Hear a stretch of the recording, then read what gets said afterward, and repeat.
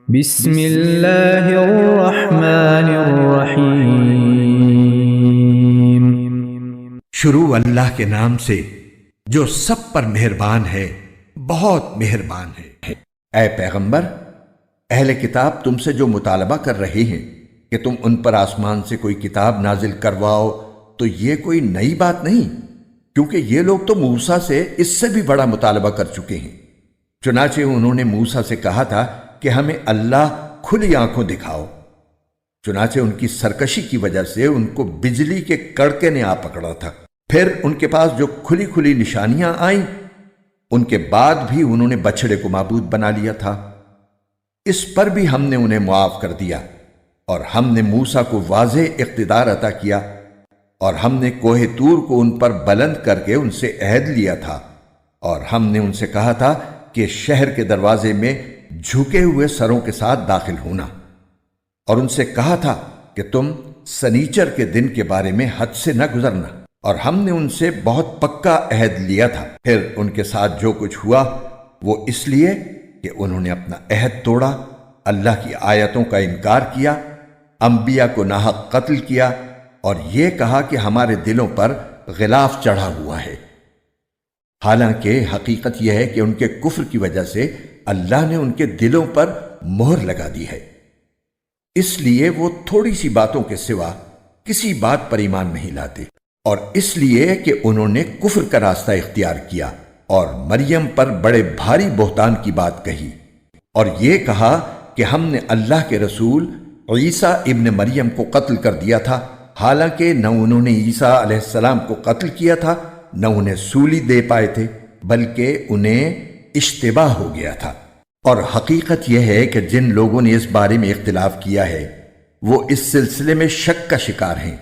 انہیں گمان کے پیچھے چلنے کے سوا اس بات کا کوئی علم حاصل نہیں ہے، اور یہ بالکل یقینی بات ہے کہ وہ عیسیٰ علیہ السلام کو قتل نہیں کر پائے، بلکہ اللہ نے انہیں اپنے پاس اٹھا لیا تھا، اور اللہ بڑا صاحب اقتدار، بڑا حکمت والا ہے۔ اور اہل کتاب میں سے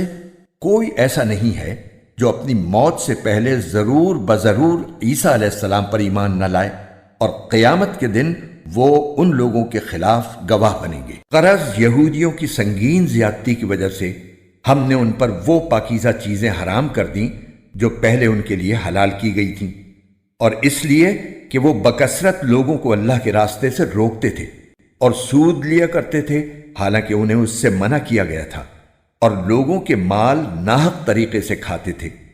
اور ان میں سے جو لوگ کافر ہیں ان کے لیے ہم نے ایک دردناک عذاب تیار کر رکھا۔ البتہ ان بنی اسرائیل میں سے جو لوگ علم میں پکے ہیں اور مومن ہیں، وہ اس کلام پر بھی ایمان رکھتے ہیں جو اے پیغمبر تم پر نازل کیا گیا، اور اس پر بھی جو تم سے پہلے نازل کیا گیا تھا، اور قابل تعریف ہیں وہ لوگ جو نماز قائم کرنے والے ہیں، زکوٰۃ دینے والے ہیں، اور اللہ اور یوم آخرت پر ایمان رکھنے والے ہیں۔ یہ وہ لوگ ہیں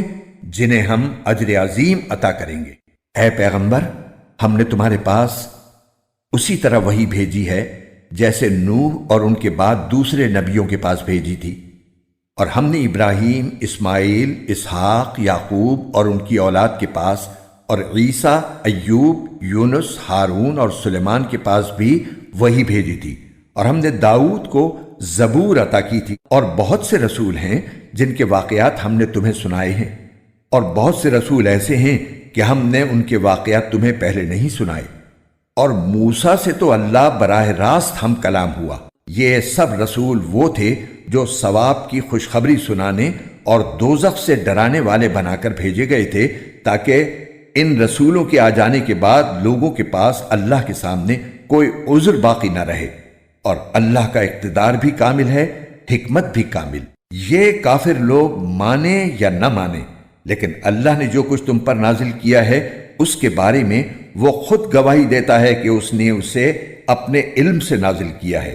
اور فرشتے بھی گواہی دیتے ہیں، اور یوں تو اللہ کی گواہی ہی بالکل کافی ہے۔ یقین جانو کہ جن لوگوں نے کفر اپنا لیا ہے اور لوگوں کو اللہ کے راستے سے روکا ہے،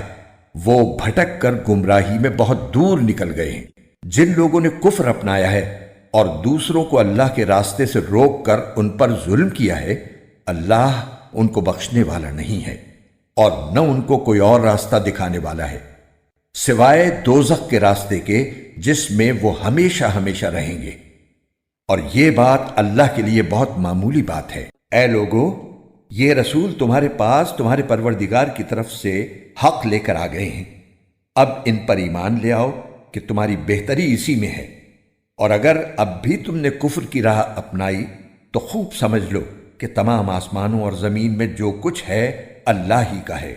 اور اللہ علم اور حکمت دونوں کا مالک ہے۔ اے اہل کتاب، اپنے دین میں حد سے نہ بڑھو اور اللہ کے بارے میں حق کے سوا کوئی بات نہ کہو۔ مسیح عیسیٰ ابن مریم تو محض اللہ کے رسول تھے اور اللہ کا ایک کلمہ تھا جو اس نے مریم تک پہنچایا، اور ایک روح تھی جو اس کی طرف سے پیدا ہوئی تھی، لہذا اللہ اور اس کے رسولوں پر ایمان لاؤ، اور یہ مت کہو کہ خدا تین ہیں۔ اس بات سے باز آ جاؤ کہ اسی میں تمہاری بہتری ہے۔ اللہ تو ایک ہی معبود ہے، وہ اس بات سے بالکل پاک ہے کہ اس کا کوئی بیٹا ہو۔ آسمانوں اور زمین میں جو کچھ ہے اسی کا ہے، اور سب کی دیکھ بھال کے لیے اللہ کافی ہے۔ مسیح کبھی اس بات کو آر نہیں سمجھ سکتے کہ وہ اللہ کے بندے ہوں، اور نہ مقرب فرشتے اس میں کوئی آر سمجھتے ہیں، اور جو شخص اپنے پروردگار کی بندگی میں آر سمجھے اور تکبر کا مظاہرہ کرے تو وہ اچھی طرح سمجھ لے کہ اللہ ان سب کو اپنے پاس جمع کرے گا۔ پھر جو لوگ ایمان لائے ہوں گے اور انہوں نے نیک عمل کیے ہوں گے ان کو ان کا پورا پورا ثواب دے گا، اور اپنے فضل سے اس سے زیادہ بھی دے گا۔ رہے وہ لوگ جنہوں نے بندگی کو آر سمجھا ہوگا اور تکبر کا مظاہرہ کیا ہوگا تو ان کو دردناک عذاب دے گا، اور ان کو اللہ کے سوا اپنا کوئی رکھوالا اور مددگار نہیں ملے گا۔ اے لوگو، تمہارے پاس تمہارے پروردگار کی طرف سے کھلی دلیل آ چکی ہے، اور ہم نے تمہارے پاس ایک ایسی روشنی بھیج دی ہے جو راستے کی پوری وضاحت کرنے والی ہے۔ چنانچہ جو لوگ اللہ پر ایمان لائے ہیں اور انہوں نے اسی کا سہارا تھام لیا ہے، اللہ ان کو اپنے فضل اور رحمت میں داخل کرے گا اور انہیں اپنے پاس آنے کے لیے سیدھے راستے تک پہنچائے گا۔ اے پیغمبر، لوگ تم سے کلالہ کا حکم پوچھتے ہیں، کہہ دو کہ اللہ تمہیں کلالہ کے بارے میں حکم بتاتا ہے۔ اگر کوئی شخص اس حال میں مر جائے کہ اس کی اولاد نہ ہو اور اس کی ایک بہن ہو تو وہ اس کے ترکے میں سے آدھے کی حقدار ہوگی، اور اگر اس بہن کی اولاد نہ ہو اور وہ مر جائے اور اس کا بھائی زندہ ہو تو وہ اس بہن کا وارث ہوگا، اور اگر بہنیں دو ہوں تو بھائی کے ترکے سے وہ 2/3 کی حقدار ہوں گی، اور اگر مرنے والے کے بھائی بھی ہوں اور بہنیں بھی تو ایک مرد کو 2 عورتوں کے برابر حصہ ملے گا۔ اللہ تمہارے سامنے وضاحت کرتا ہے تاکہ تم گمراہ نہ ہو، اور اللہ ہر چیز کا پورا علم رکھتا ہے۔